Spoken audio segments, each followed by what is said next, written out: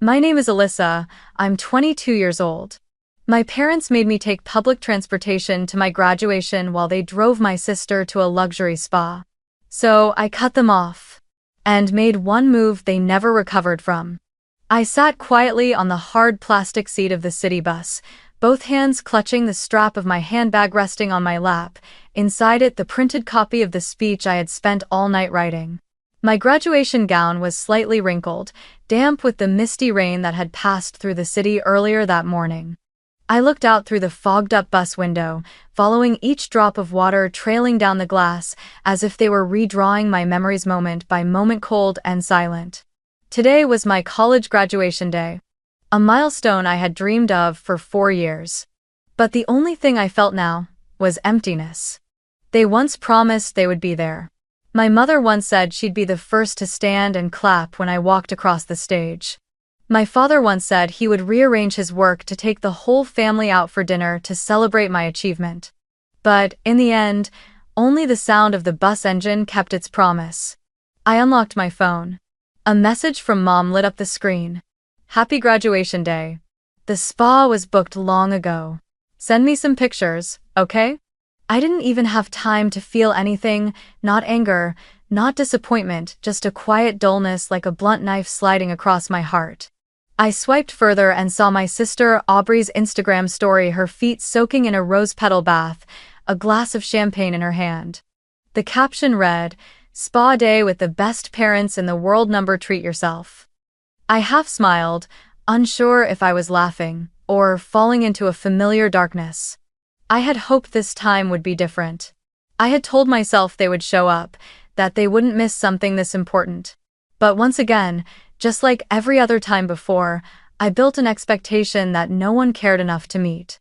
A college graduation, the day when children are embraced by their parents, when family photos are taken, when dinner celebrations are planned for me, it was just a drizzly morning on a public bus.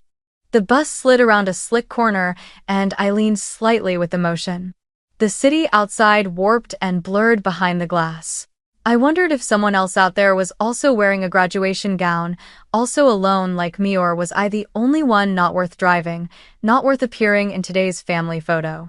The speech in my bag suddenly felt like a cruel joke. I had written the opening line. "I want to thank my parents for always being my rock, helping me stand here today." Now that I think about it, saying that on stage would be like stabbing myself in front of the entire auditorium. An old woman got on at the next stop and sat beside me, nodding with a gentle smile. I nodded back, mechanical and hollow. She didn't know. No one knew. And maybe I didn't need anyone to know anymore.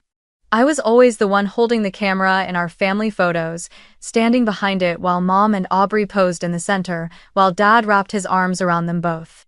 And me, I stood off to the side, an unnamed shadow. I used to tell myself that if I studied harder, stayed quieter, acted more obedient, they'd notice me. But the harder I tried, the more invisible I became. The bus rolled past a sign that read, "University Graduation Ceremony, 500 feet. I stood up. My steps were not fast, but they were steady. I no longer hoped to see my parents or sister in the audience. I didn't need any of them to make this day meaningful. Because today, I wasn't just graduating from college, I was graduating from the dream that one day they would choose me. The bus doors opened, and a cold gust swept through. I took a deep breath, held my speech tight in my hand, and stepped off. I didn't look back.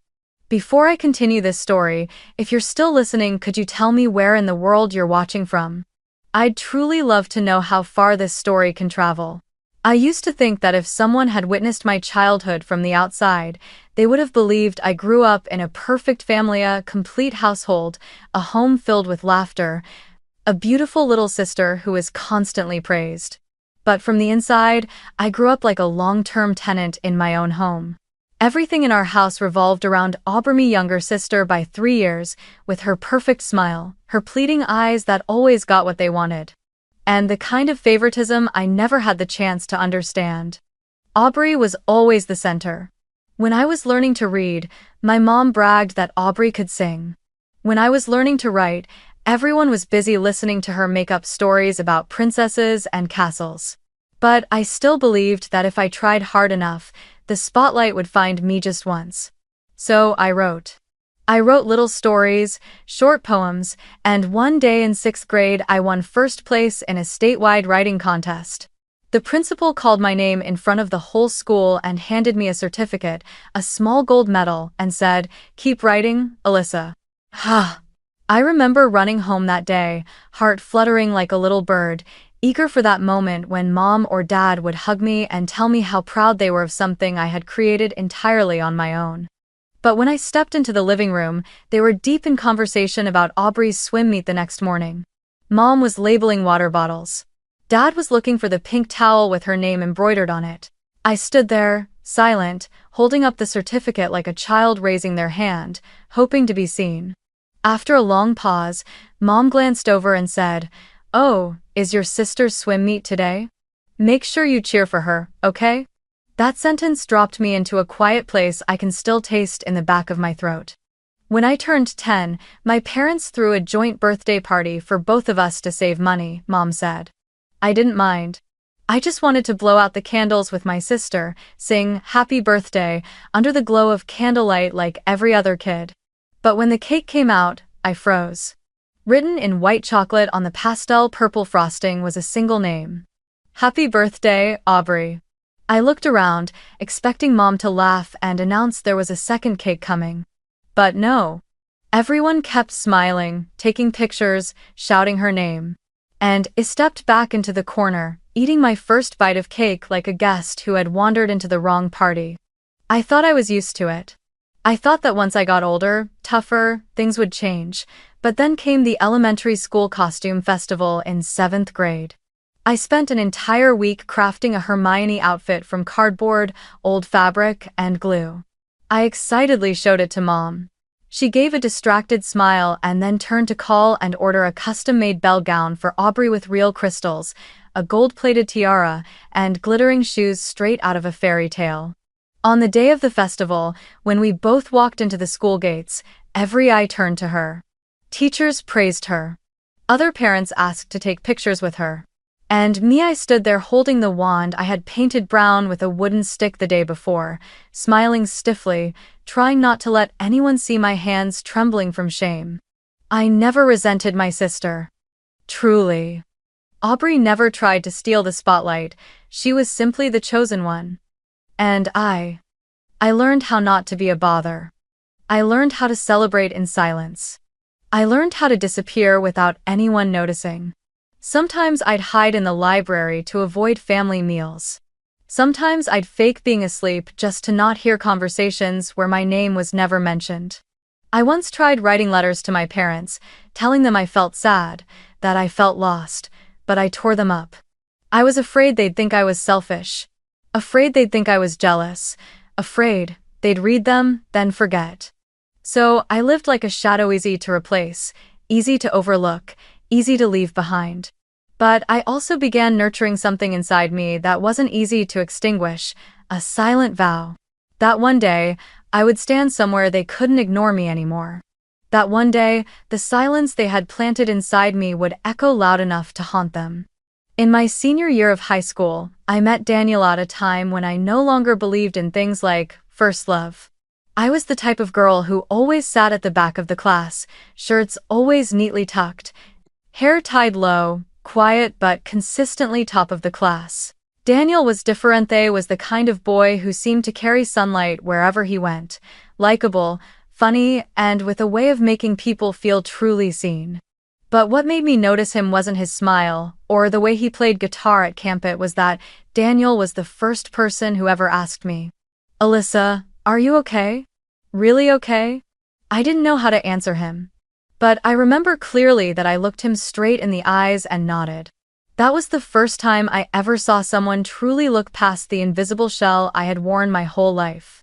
We started dating. Everything unfolded gently, like a slow song, no rush, no noise. Daniel liked listening to me read the stories I was working on. I liked how he wasn't afraid of silence. One time, he said, "You're like a room with a window facing the sea, but people just walk by without knowing it." I laughed. And you? I asked. He replied, I'm the one who walked by, but got curious enough to open the door. I thought maybe this time I wouldn't be left behind. Until one fateful evening. That night, Daniel came over for dinner. I planned to cook his favorite pasta, but my mom said, don't worry, I'll cook. I should have known then. When Daniel walked in, Mom hugged him like a long-lost son. Dad clapped him on the back and said, tall and handsome, this is Alyssa's boyfriend? I thought you were Aubrey's friend. The entire dinner turned into a show starring one person. Aubrey. My sister wore a white dress, hair cascading gently, lips painted just enough. And me, I was in a t-shirt and jeans, like a housemaid who'd been given a seat at the table by mistake. Throughout dinner, Mom didn't ask me a single question. Dad told jokes for Daniel, and Daniel, hesitant at first, gradually began laughing along. When Aubrey started talking about our beach trip last summer, Mom leaned in and asked, Daniel, do you like the beach? How about we all go together this summer? I looked at him hoping for something, any signal that he remembered I was the one sitting next to him. But Daniel just smiled and nodded. That night, when I walked him to the door, no one in the house even noticed I had left the table early. I asked him, softly, what did you think about tonight? Daniel was quiet for a moment, then said, your family, they're really something. 3 days later, he texted and said he wanted to talk. We met at our usual cafe. Daniel sat across from me, stirring the last bits of melted ice in his glass, eyes avoiding mine. You're amazing, he began. But I feel like your family doesn't see you. Like you exist in a parallel space, and I'm tired of pretending that's not true. I didn't say a word. He wasn't the first to realize I was invisible in my own home. But he was the first to leave me because of it. I didn't blame Daniel. How could I blame someone who just wanted to belong to a normal family? That night, I didn't cry. I just went to my room, opened my laptop, and deleted every unfinished draft I had been working on. I no longer wanted to tell stories. Because clearly, no one cared to hear the voice of someone who never got to be the main character. I thought Mom would comfort me. I thought she would say I deserved someone better. But when I mentioned the breakup, she just sighed and said, that's a shame. Daniel and Aubrey looked good together. I stood there frozen. That sentences oft as air hit my heart like a storm. Turns out, even when I was the one in love with Daniel, Mom still imagined her future son-in-law loving my sister instead. That was the moment I knew I had to get out of this place. Not to escape, but to survive.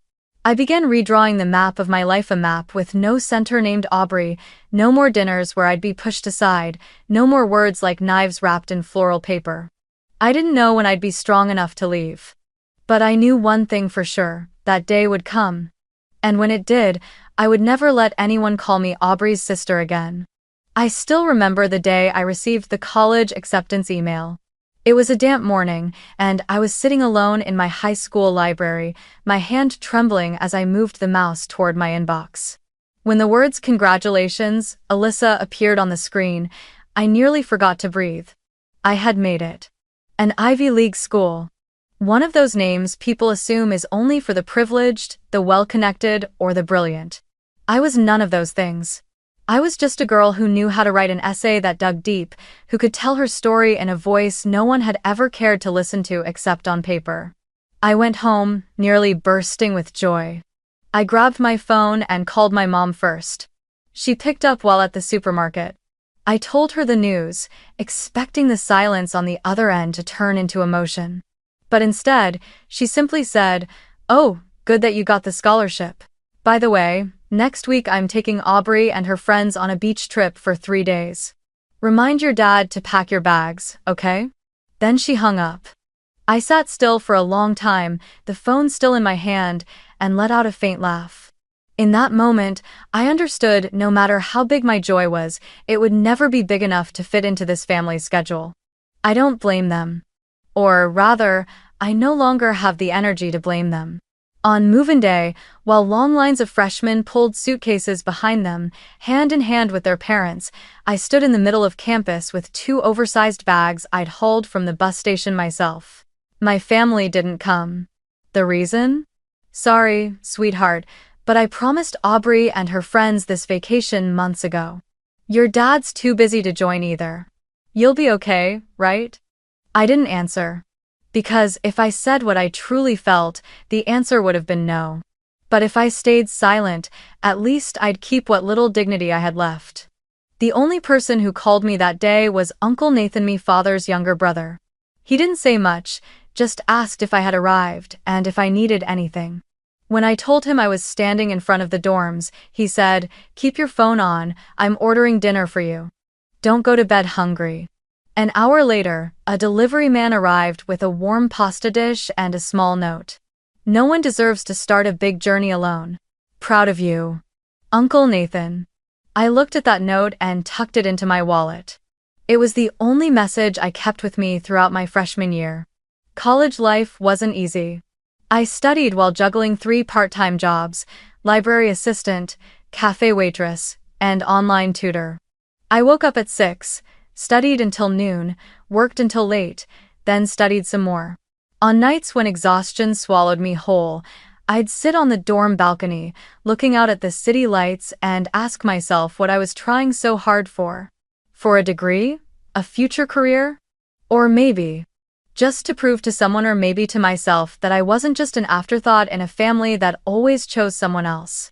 Every time my bank account dipped below $100, I'd grit my teeth and recalculate every meal. A few times, I thought about texting my mom to borrow some money. But I always deleted the message before hitting send. I had learned that asking for help from someone who doesn't see you is the fastest way to remind yourself you're invisible. Thankfully, Uncle Nathan sent me a small allowance every month. It wasn't much, just enough for books or to cover medicine when I got sick. But to me, that money felt like a quiet reminder. You still have someone who believes in you. 1. Every time I came home for the holidays, I felt like a stranger visiting, not a daughter returning. Aubrey was always the one they asked about. "How are your grades this semester? What does your new boyfriend do? Any fun plans coming up?" And me? Mom would just say, "Alyssa, help me clear the table." I didn't react anymore. I just nodded, washed dishes, wiped the counters, then slipped quietly upstairs like the shadow I'd grown used to being. But something had changed. I no longer begged to be seen. I started building a space of my own, a world where I held the pen, where I wrote the script.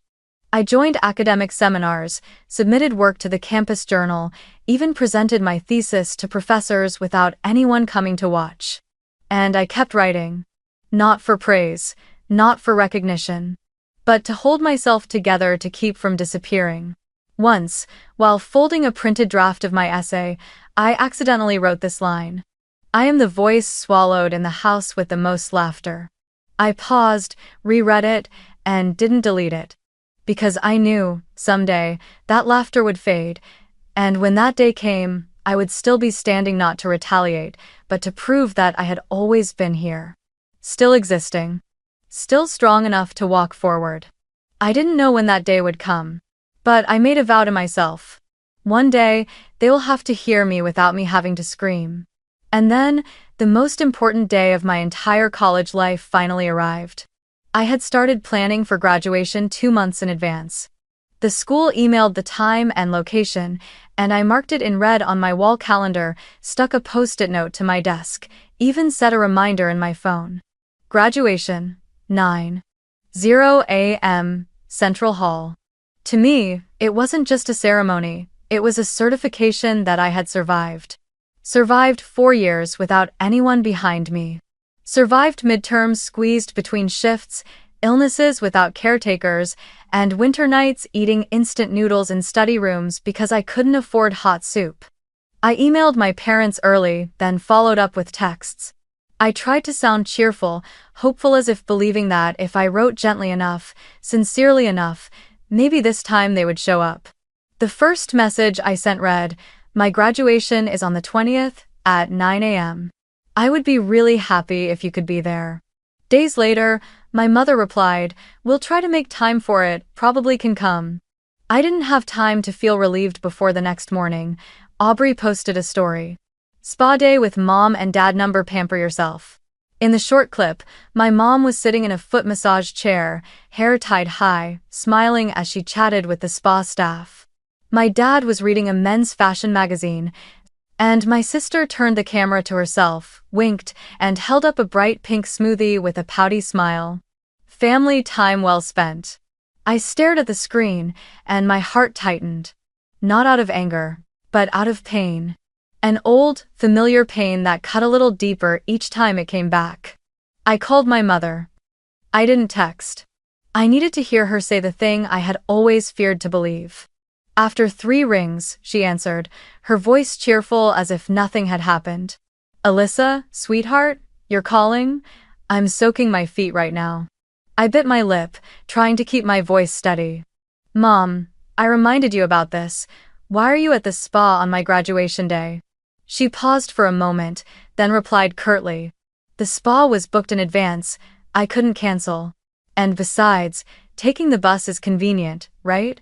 You're used to going alone anyway. I don't remember when I hung up. I just remember the screen had gone black, and my chest felt just as dark. I sat silently on the wooden dorm bench, dressed in my graduation gown, fingers gripping the yellow tassel. Only one sentence echoed in my head. You're used to going alone anyway. Yes. They had taught me to go alone, to do things alone, to endure, to overcome alone, so this time, I would go alone. But not to be praised for being strong. This time, it was to confirm, once and for all, that they had never really chosen me. That morning, I got up early. Light rain was falling. I put on my cap, grabbed my bag, crossed 3 blocks, and caught the first bus. The seats rattled, the smell of old plastic and body odor made me nauseous. I got off, walked nearly a mile to catch the second bus. Every time I stepped through a puddle, I whispered to myself, just a bit more. You'll get there. And you'll stand on that stage, without anyone. By the time I reached the hall, students were already scattered around, taking pictures with their families. Flags flapped proudly at the gates. A mother in a red dress kissed her son on the forehead, holding a bouquet of flowers. A father hugged his daughter tightly, hand in hand with his wife, beaming. I stood alone, stepped back beneath a line of trees, and quietly took a selfie with my front camera just so I'd have something to prove that I had truly been there. Alone. I was about to enter the hall when I heard someone call out, Alyssa. I turned around. It was Uncle Nathan. He wore a gray suit, holding a bouquet of sunflowers, his face radiant.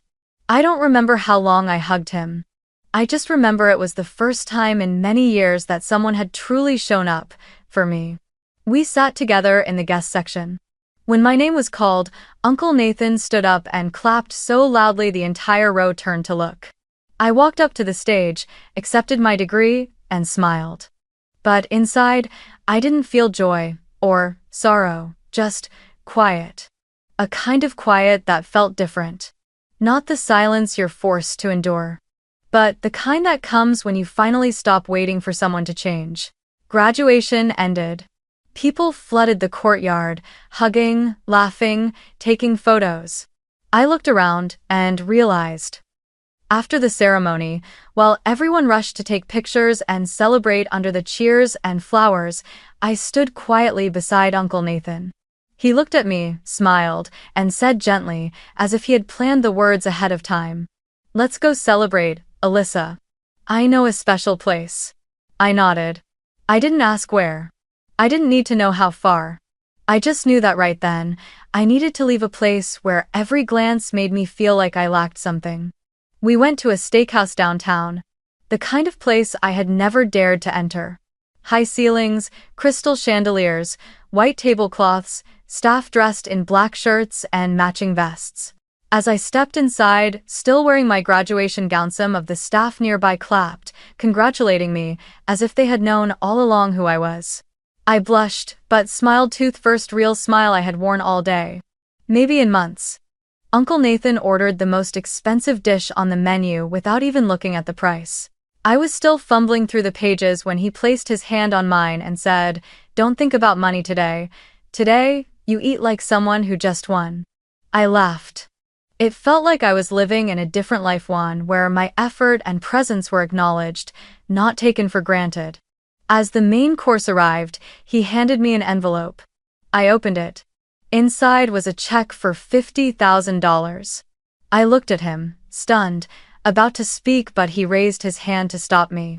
This isn't a bailout, it's a reward, for your resilience, for not giving up, even when you had 100 reasons to. I choked up.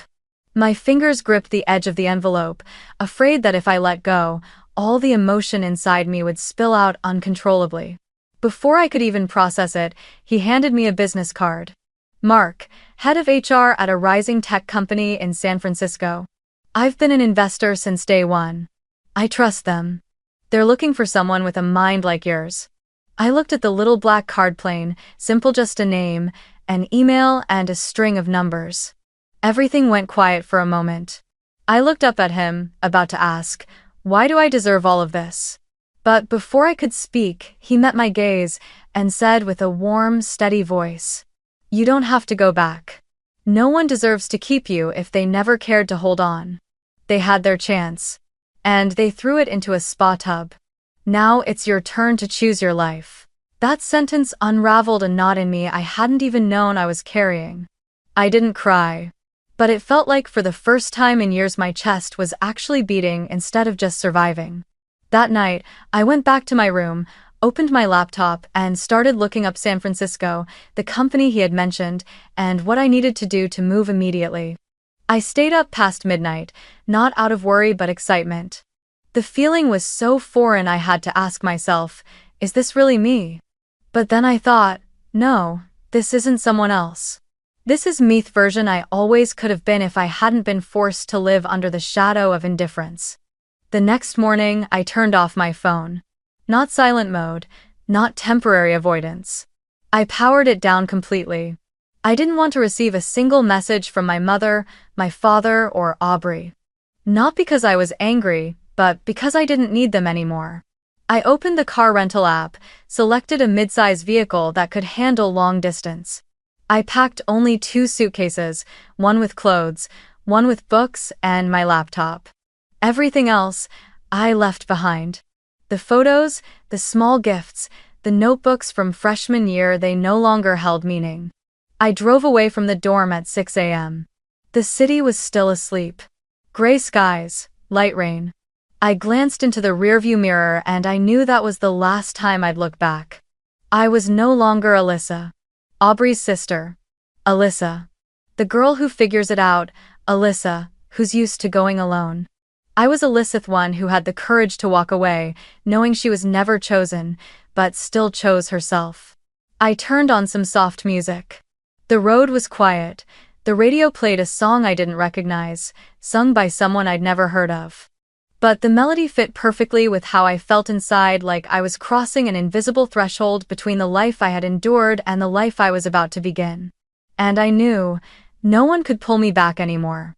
I arrived in San Francisco on a windy morning. The city greeted me with a light fog and the scent of coffee hanging in the air. The company Uncle Nathan had introduced me to was located in Soma, in a modern glass building with rows of bicycles lined up at the entrance. They welcomed me like I was the missing piece they'd been waiting for. No questions about my past, no awkward glances wondering why I didn't have parents with me at the contract signing. Just one simple sentence. Welcome to the team, Alyssa. I started as a junior developer. Everything was new. The programming languages, the team culture, the time management style, it all forced me to push twice as hard to keep up. But I felt happy. Truly. Because for the first time, my existence was measured by what I created, not by where I stood in a family photo. No one here called me someone's sister. No one compared me to a more perfect version. I was just Alyssa, name that stood alone, and stood enough. I rented a small studio apartment near the company, with a window facing the Bay Bridge. The room didn't have much, just a single bed, a work desk, and a bookshelf, but to me, it was an entire world free from judgment. In the mornings, I went to work. In the evenings, I studied online courses, ate ramen with raw greens and an egg, and sometimes read over the old essays I brought with me from college, the only thing I kept. Those writings reminded me I always had a voice. I had just learned to whisper it because no one ever wanted to hear. During my first week here, I did something I had always feared.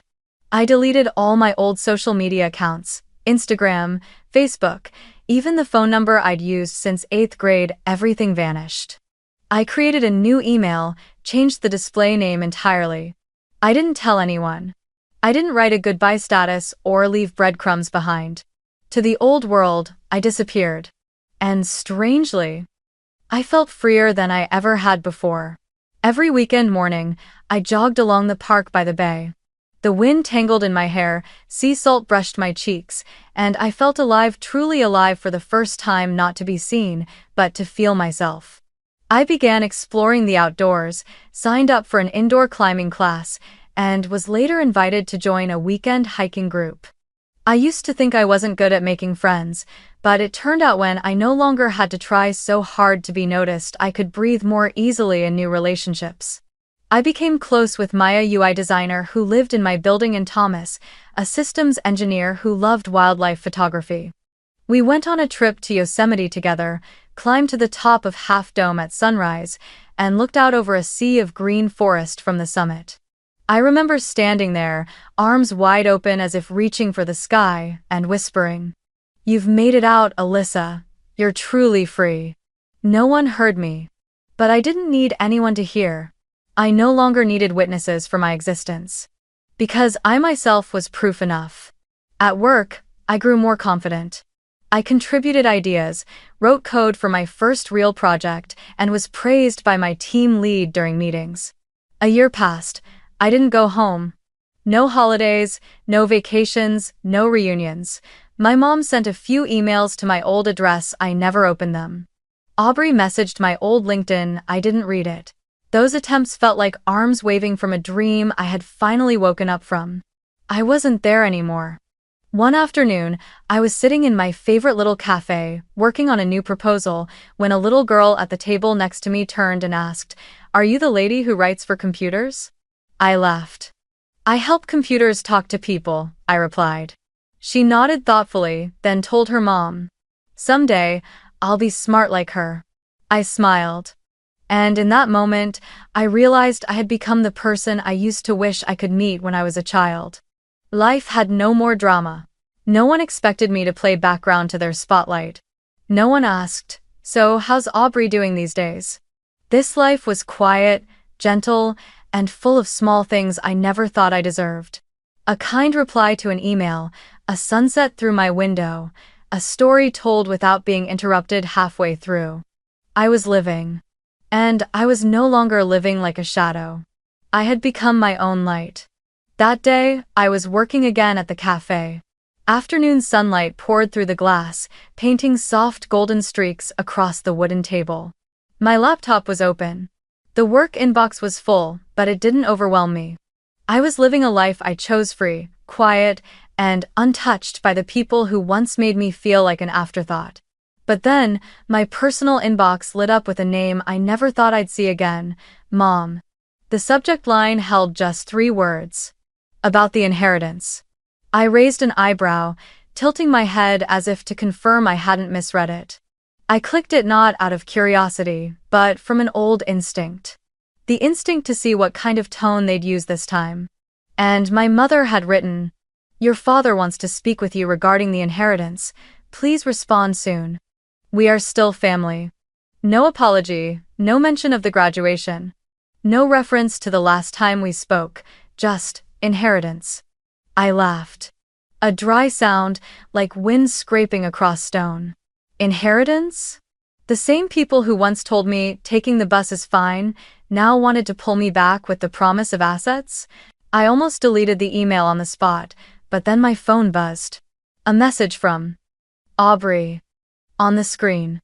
Aubrey, unknown number. I opened it, not even bothering to brace myself. I wasn't surprised anymore. "Hey sis, I know things were bad. But we're going through a hard time. Dad lost his job. I had to drop out of grad school, couldn't afford the tuition. Mom's been sick too. I'm not asking you to forgive everything. But right now, you're the only one who can help us. I know you're doing great. I'm happy for you. Just please. Think of family. I read the message again and again. Not because I was moved, but because I was stunned. Not by the fact that my sister was struggling, but by the fact that they still believed I would come back, just because they needed something. I sat still for several minutes. All the memories came rushing back like a tide breaking its banks. The time they left me behind at the school festival, the time I moved into college by myself, the time I rode the bus alone on graduation day. And them still going to spas, still posting polished stories, still holding each other in photos while I stood in the margins, unseen. They never showed up when I needed a hand. And now they knocked not with love, but with need. I laughed again. A cold, bitter laugh. I wasn't worth a seat in their car. And now they come asking for salvation? I opened my laptop and began to type an email. Each word felt like the final puzzle piece I needed to seal this chapter for good. Dear Mom, I read your email. And I've thought carefully. I'm not interested in the inheritance. Not because I don't need the money, but because I don't need anything that comes from pity. Family isn't a place where people only remember you when they're broke and desperate. Family, if it ever existed, was absent from my graduation. From the nights I sat alone eating instant noodles, longing for someone to call and ask how I was. I'm doing well. I'm okay. And I'm proud that I got here without needing anyone from that house. Please don't contact me again. Alyssa. I didn't wait for a reply. I didn't check if it had been read. I just hit send, turned off the Wi-Fi, closed my laptop, and stepped outside. That afternoon, the city air felt strangely cool-like. It, too, had just been released from an old, invisible tether. I stopped at a small ice cream shop and ordered a scoop of rich chocolate, the kind I used to love as a kid, but no one ever remembered to buy for me. I sat on a park bench, took a spoonful, closed my eyes, and exhaled. No one knew I had left. No one knew I was here. And that wasn't sadness anymore, it was freedom. The next day, while I was organizing my pitch materials for an internal presentation, the landline phone in my apartment rang. I rarely got calls through the building's doorman system, usually just food deliveries or friends. But this time, a hesitant voice came through. Miss Alyssa, there's an older couple and a young woman in the lobby, they say. They're your parents and sister. The woman is crying and insists on coming up. Should I? I froze. My hands dropped the stack of documents onto the wooden desk. In my mind, an old reflex nearly stirred guilt, pity, the fear of hurting someone else. But I wasn't that same Alyssa anymore. I took a deep breath. Let them up, I said, my voice steady in a way that surprised even me. Not because I wanted to see them, but because I needed to end this fully, finally. 10 minutes later, there was a knock. I opened the door, stood tall, and kept a full arm's length of distance. In front of me stood my father, my mother, and Aubrey, all three looking like the life had been drained from them. My father was gaunt, his hair grayer, dark circles under his eyes avoiding mine. My mother's face, once meticulously cared for, now looked worn and tired, her makeup unable to hide the fatigue. Aubrey, still beautiful as ever, no longer had that confident sparkle in her eyes, only shame and hesitation. They looked at me, really looked as if they couldn't believe this apartment belonged to me. Gleaming hardwood floors, soft lighting, organized shelves, a dual-monitor workstation, a whiteboard filled with scribbled plans and ideas. They stood in silence for a few seconds. I remained in the doorway. I didn't invite them in. My mother spoke first, her voice hoarse and trembling. Are you really going to turn your back on your family, Alyssa? I looked her straight in the eye, no flinching. No backing down. No, I said slowly. I'm just returning what I was given, and honestly, I'm still being much kinder. My father cleared his throat, as if trying to hold on to some leftover authority. Alyssa, that was a long time ago. We're still family, no matter what, blood is blood. I nodded, lips curled in a quiet smile. Right. So, where was that blood when I stood alone on the train platform with my suitcase on move-in day? When I graduated and rode the bus through the rain, where were you? At the spa? Poolside at a hotel? I stepped back slightly, hand tightening on the doorknob. Honestly, I'm grateful. Because your absence taught me how to survive without begging for affection. Aubrey spoke next, her voice softer than I'd ever heard it. Sis, I didn't know it hurt you that much. I'm sorry. I looked at her.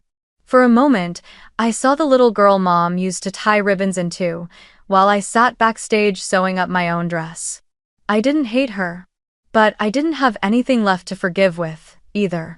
It wasn't your fault, Aubrey, I said, but it's not my job to fix this family's broken pieces. My mother started crying, reaching out a hand to me. I took a small step back. Enough. This isn't your home. This is where I live peacefully, freely, and without being judged by the hierarchy of love you all decided long ago. My father snapped. Alyssa, don't be ungrateful. Your mother is crying because of you. My grip tightened on the doorknob, and I swung the door wide open. Then you should have cried when I walked across that stage alone with no one in the audience clapping. Not now. Not when I've become your backup plan. And two. I closed the door gently, like folding the final page of a well-worn book. I didn't cry. I didn't feel triumphant. I only felt one thing: relief. I stood still for a moment, listening to the fading footsteps down the hallway. Then I turned back to my desk, sat down, and reopened my laptop. On the screen, the program I was working on flashed an unresolved error.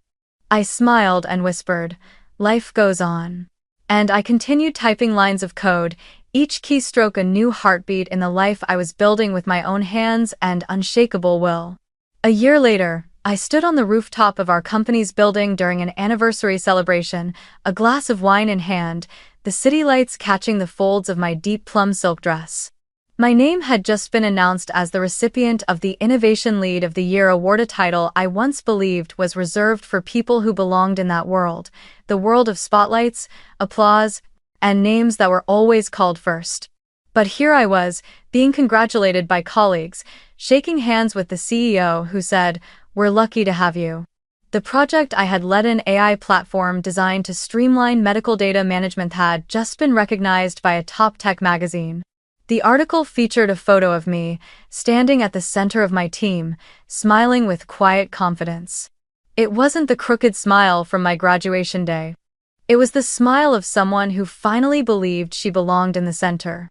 I used my first bonus to place a down payment on a small house on the hillside with a lavender garden in the back, a bright white kitchen, and a little balcony facing the Golden Gate Bridge. On the day I got the keys, I stood in the empty room, played my favorite song, flung open all the windows to let the wind rush in, and shouted, "Alyssa is home." I threw myself a birthday party for the first time in my life, without planning for anyone else. It wasn't extravagant, just a few close friends, a few bottles of wine, and a small cake with my name on it. My name. Mine alone. No one beside me, no stage to share. Maya brought me a handmade bracelet. Thomas gave me a printed photo of me in the forest, laughing under the sun during one of our hikes. They told me I was the warmest person they knew, even after surviving so much cold. I didn't deny it. After the party, once everyone had gone home, I poured another glass of wine, sat alone at my new desk, opened a drawer, and took out my graduation photo. I stared at it for a long time. There I was, in a blue gown, standing alone in the auditorium, my eyes fixed on an empty space. I didn't feel pain, I didn't feel regret, I just smiled.